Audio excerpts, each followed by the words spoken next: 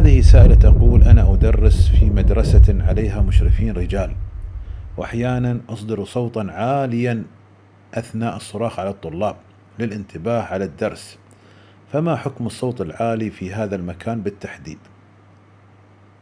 حاولي ألا ترفعي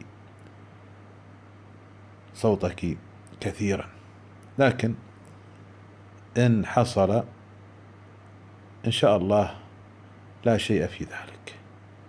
الممنوع هو الصوت الذي يكون مع الرجال، صوت المرأة مع الرجل من غير حاجة، وفي الكلام ميوعة وليونة وتكسير في الصوت، فهذا